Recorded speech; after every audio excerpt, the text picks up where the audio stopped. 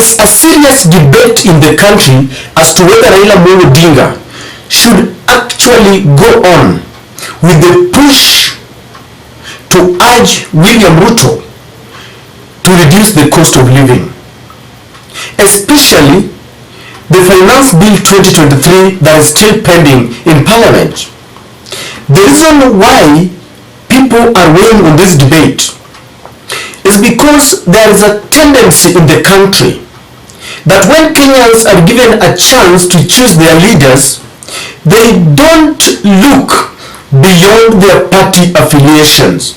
Neither do they look beyond their ethnic and tribal affiliation. Today, the Azimio fraternity held their parliamentary group meeting, and among other things that they are seriously debating are ways to push and compel William Ruto to reduce the cost of living, to abandon the unpopular bill that seeks to impose a 16% VAT on fuel products, and also to abandon his attempt to introduce a compulsory 3% deduction from Kenyan salaries and wages under the guise of giving them affordable housing. And sometimes when you meet Kenyans, discussing and arguing about this topic, others feel that Raila has a right to push this government to listen to its people.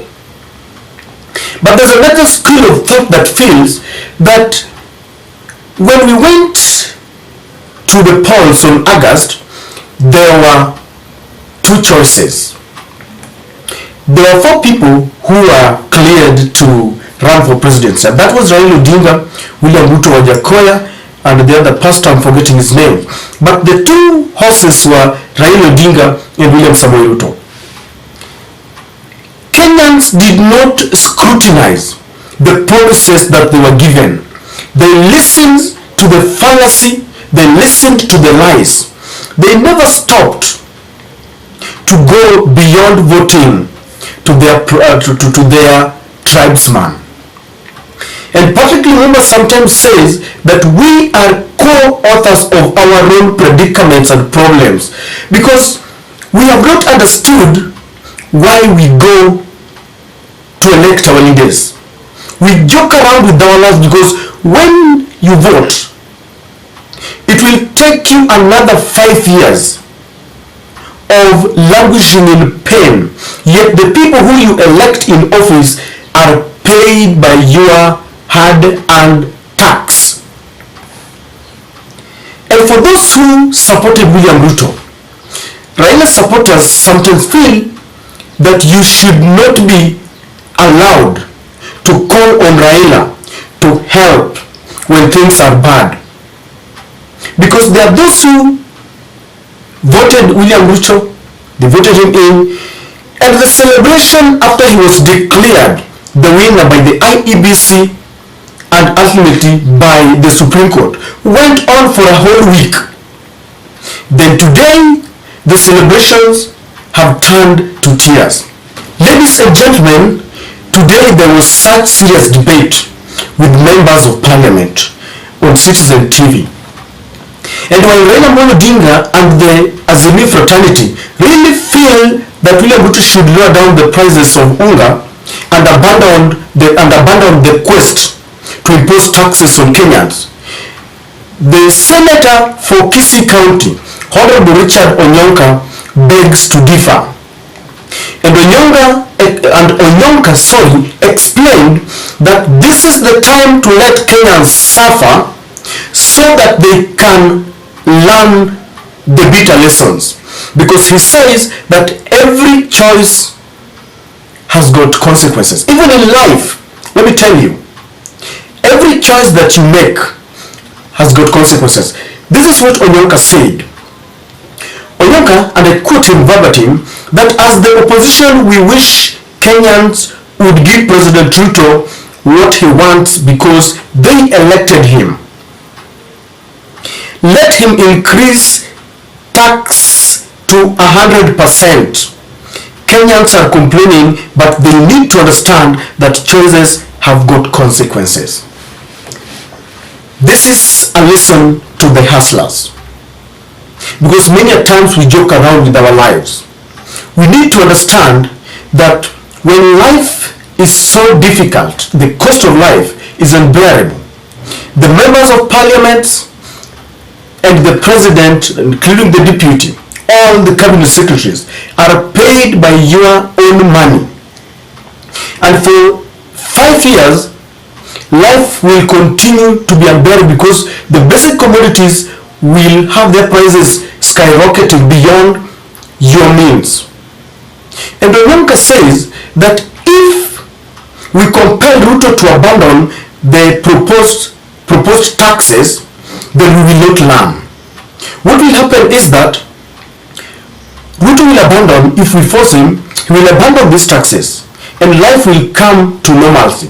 Then we will listen to all the other lies about why life, the cost of living is difficult because of Uhuru Kenyatta and the previous regime. And in 2027, we will go back to factory settings. We will be listening to our tribesmen and women. We will be voting people because they are our tribes. If you are a Luo, you will be voting a Luo presidency or a Luo president or a coalition that has got a Luo. If you are a Kikuyu, you will be looking for a coalition with a Kikuyu, presidency. If you are a Kamba, the same, Luya, all the tribes, the Mijikenda from the coast.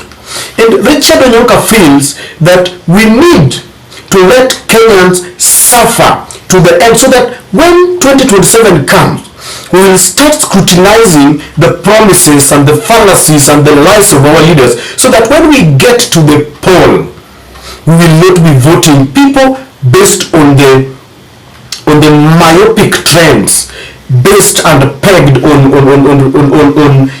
ethnic affiliations, that we will be looking at our leaders and their policies.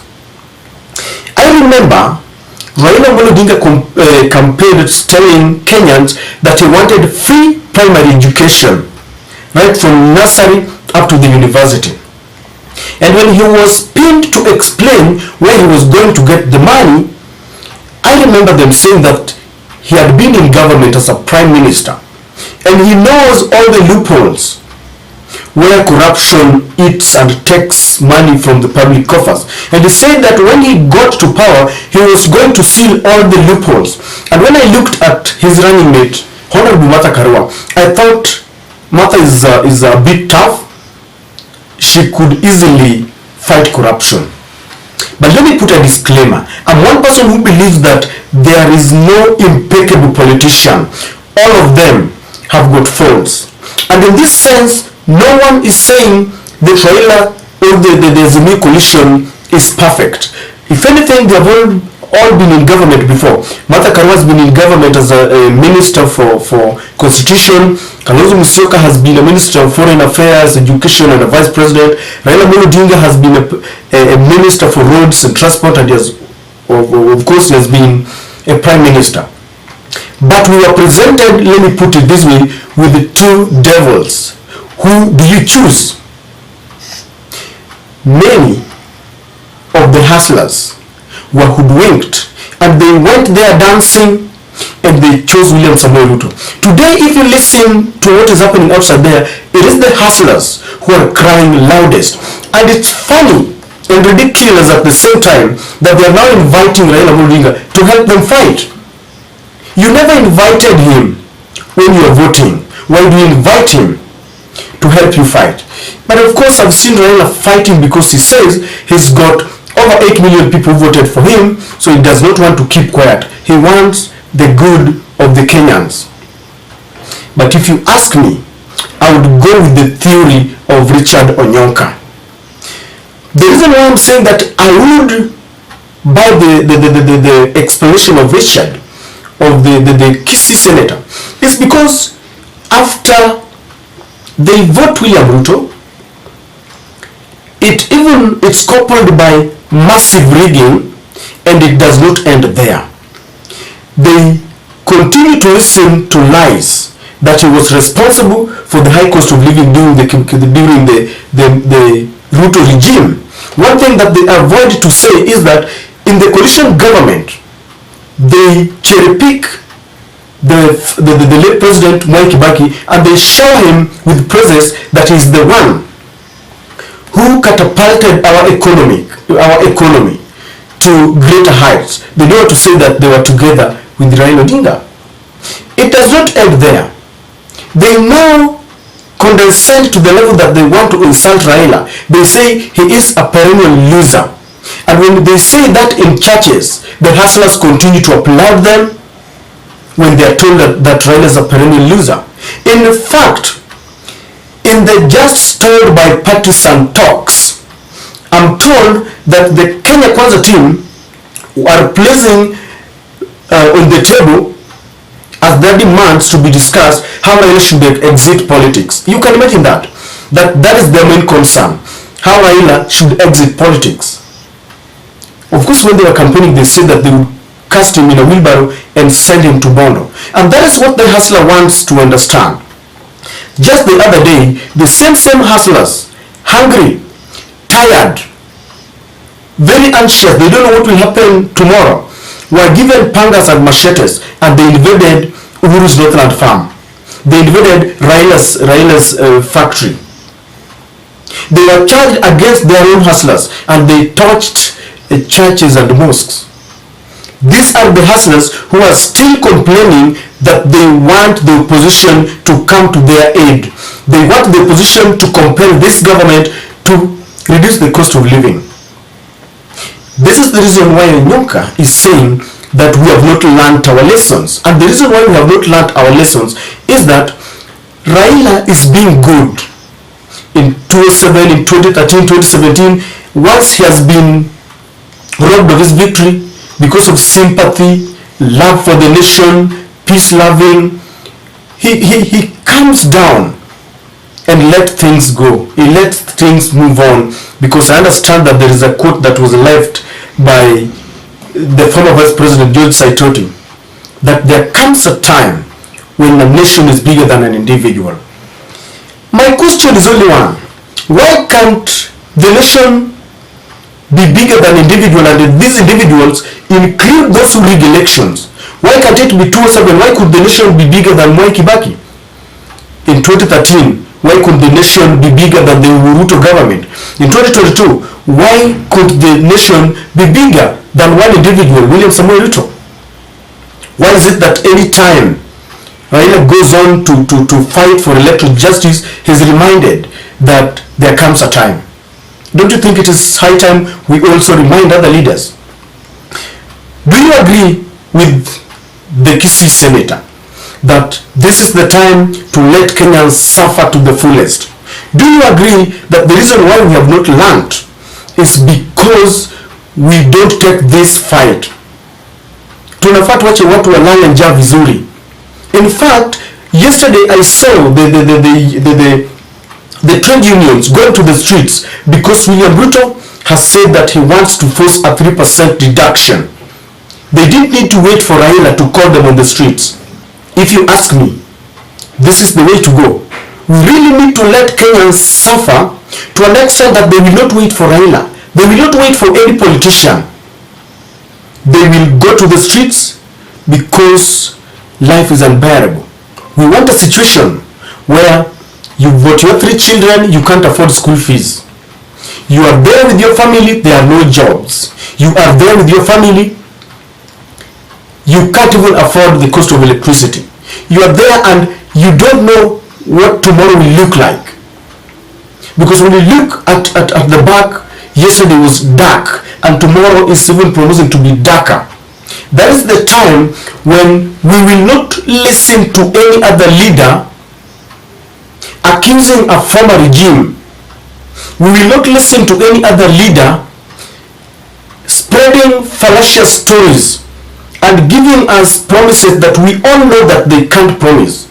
That is the time when we will not even take a moment to listen to our leaders quoting wrong Bible verses under the name of the Lord. In fact, it's funny that today, if you ask some of the Kenya Kwanza followers, they'll tell you that this government came from God.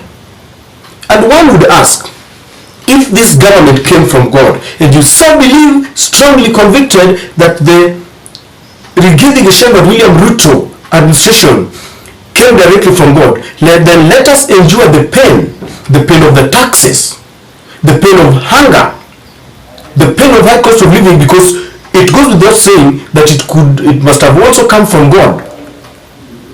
That is it. Ladies and gentlemen, I think we must let people suffer to an extent that people will go to the streets without waiting for Raila.